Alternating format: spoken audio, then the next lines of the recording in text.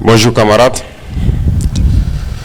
Cela fait 1 an de cela, jour pour jour, que nous proclamions ici même la révolution progressiste populaire.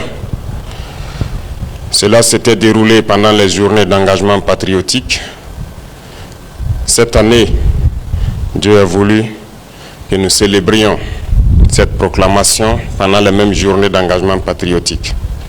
Certes, le thème l'année dernière était autour de l'ordre et la discipline. Cette année, le thème est plus orienté vers le consommant local. Mais, en tout état de cause, l'ordre et la discipline restent le socle et la force d'une révolution.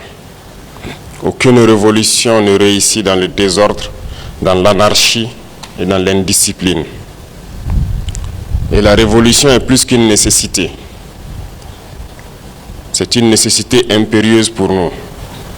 Aucune nation, surtout les moins développées en Afrique, ne peut prétendre se mettre sur le chemin du développement si ce n'est que par la révolution. Voilà pourquoi je dis que la révolution est une nécessité impérieuse pour nous. Et d'aucuns se poseront des questions, qu'est-ce que c'est que la révolution? Surtout notre révolution progressiste populaire. Certes, depuis plus d'1 an de cela, beaucoup de personnes ont fait des efforts pour enseigner l'idéologie, pour véhiculer l'idéologie, mais nous avons décidé de produire un manifeste qui sera disponible dans les jours à venir, dans lequel donc sont inscrites les grandes lignes de notre révolution en ce qui concerne plusieurs domaines sociaux de notre patrie. Mais au-delà de tout cela, le révolutionnaire est quelqu'un qui doit avoir plusieurs qualités. Ce n'est pas l'homme parfait, mais il doit avoir plusieurs qualités. Tellement de qualités que je vais m'appesantir sur 3 grandes qualités qu'un révolutionnaire doit avoir. Le révolutionnaire est celui qui a l'amour de sa patrie et l'amour des peuples épris de paix et de justice. Et pour avoir l'amour de sa patrie, vous devriez aimer tous ceux qui vivent avec vous. Du moment que vous n'êtes pas isolé dans une forêt ou dans un désert, tout seul, sans être humain à côté, vous devriez, dans vos comportements, dans votre langage, par vos actes, de prêcher l'amour autour de vous, autour de votre communauté et surtout avec vos compatriotes. Et par-delà tout, vous devrez aimer tous les peuples du monde épris de paix et de justice. Et qui parle d'amour donc autour de soi, cultive forcément la solidarité, l'entraide et la paix. Ce sont des valeurs qu'un révolutionnaire donc doit incarner. Ensuite, un révolutionnaire doit chercher la connaissance. Un ignorant ne peut pas être révolutionnaire. Quelqu'un qui stagne, qui est borné, ne peut pas être révolutionnaire. Le révolutionnaire cherche la connaissance, parce que c'est par la connaissance qu'on révolutionne nos vies. Le révolutionnaire doit chercher à connaître l'histoire, connaître ses racines, connaître ses aïeux, ses ancêtres, d'où est-ce qu'ils viennent, quelle a été l'interaction entre ses aïeux et le reste du monde. Le révolutionnaire doit analyser froidement le présent, les actes et les comportements de tous les peuples du monde, des dirigeants du monde. Bien analyser le présent et comprendre comment il doit se comporter dans le futur. Voilà pourquoi je dis souvent, le révolutionnaire est celui-là qui cherche à connaître l'histoire, qui croise les données de l'histoire avec le présent pour pouvoir se projeter dans le futur. Tant que vous n'avez pas cette capacité de chercher la connaissance de votre identité, de vos sources, de vos racines, d'analyser froidement le présent sans émotion, vous ne pourrez pas vous projeter dans le futur parce que vous ne comprendrez jamais le monde. Et le révolutionnaire, c'est celui-là qui cherche tout type de connaissances.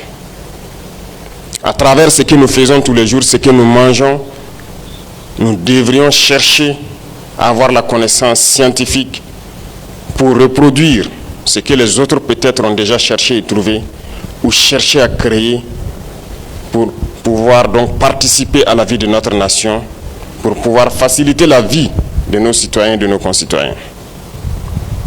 Donc, coûte que coûte, un révolutionnaire doit chercher la connaissance, qu'elle soit donc idéologique, politique ou philosophique, qu'elle soit une connaissance scientifique. Le révolutionnaire, en tout état de cause, ne doit pas être un ignorant.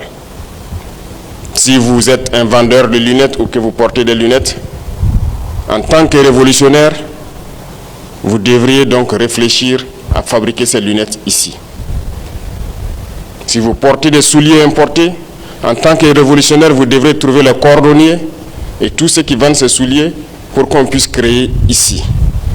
Si vous êtes révolutionnaire et que vous portez une arme, vous devriez coûte que coûte chercher à fabriquer l'arme ici. C'est ça l'esprit de révolutionner. Et enfin, je dirais, parmi ces qualités, que le révolutionnaire est cette personne-là qui, par-delà l'amour qu'il doit avoir autour de soi, qui, par-delà la connaissance qu'il doit chercher, le révolutionnaire est celui qui reste ferme face au peuple ou aux dirigeants qui cherchent à l'opprimer. Le révolutionnaire s'oppose fermement à l'oppresseur. Il s'oppose fermement à celui qui cherche à dominer. Il s'oppose à l'impérialisme. Le révolutionnaire s'oppose à celui qui n'aime pas sa patrie. Le révolutionnaire ne peut pas aimer un traître. C'est une réalité. Et le révolutionnaire combat ces impérialistes et ces traîtres à travers d'abord et surtout la force des idées, la force des arguments. Et comment avoir la force des idées et des arguments? C'est à travers la connaissance qu'il cherche et qu'il acquiert, avant de passer à toute autre forme de combat. Être révolutionnaire n'est pas chose aisée. Ça ne se proclame pas. C'est autour de vous, par vos comportements et vos actes, qu'on pourra vous définir révolutionnaire. Un révolutionnaire ne reste pas sur des sujets superflus, sans chercher à connaître, à comprendre, avant de se prononcer. Les réactions épidermiques ne sont pas révolutionnaires. Les réactions dans l'émotion face à certains sujets ne sont pas révolutionnaires. C'est un état d'esprit qui doit nous amener à sortir de notre sous-développement, changer nos vies, améliorer nos conditions de vie et participer à l'amélioration des conditions de vie de tous ceux qui vivent autour de nous, que nous prétendons aimer. Partout, nous devons chercher à faire la révolution. À l'image de nos forces combattantes, qui sont révolutionnaires. Depuis le début, nous avions été approchés par plusieurs armées pour nous aider avec des combattants dans cette lutte implacable contre le terrorisme. Mais par nos valeurs intrinsèques, nous avions dit non, nous allons combattre en burkinabé. Et de passage, je salue tous ces amis du Burkina Faso qui ont bien voulu nous aider dans cette lutte. Mais par cette capacité révolutionnaire de nos forces combattantes, nous avons décidé de nous battre en burkinabé et aujourd'hui, nous sommes en train de gagner le pari. Les forces combattantes évoluent bien sur le terrain, reconquièrent les terrains qui étaient les sanctuaires de l'ennemi. Nous les observons fuir avec leurs familles. Mais nous leur avons dit en fin d'année à ces ennemis que le message a bien changé. Fuir le Burkina Faso ou mourir. Aucune forêt ne sera une cachette. Les forêts seront des fournaises pour eux. Ceux qui s'entêteront à rester sur le sol burkinabé, à vouloir tuer des Burkinabés, ils n'auront qu'un seul sort. Nous allons les combattre. Pour les plus malins qui nous entendent encore, il est temps de déposer leurs armes et fuir le Burkina Faso. Ou à défaut, qu'ils s'attendent à croiser le fer avec nos forces armées qui vont les écraser. Nous évoluons bien. Et tous les jours que Dieu fait, nous avançons. Nous sommes en train de reconquérir les terrains au fur et à mesure. Et dans plusieurs zones, nous sommes à nos frontières et nous nous sommes installés. Que tout le monde, dans l'administration, dans toutes les sphères, soit révolutionnaire comme nos forces combattantes. Dans vos manières de faire de tous les jours, vous devrez apporter des idées nouvelles qui doivent innover. Si vous continuez à faire ce que nous avons l'habitude de faire depuis des décennies, et vous vous attendez à un résultat nouveau, c'est que vous êtes fou, comme dirait quelqu'un. Changez de méthode, révolutionnez vos vies, révolutionnez vos manières de faire, proposez de nouvelles idées. C'est à cela que nous réussirons le pari de notre développement.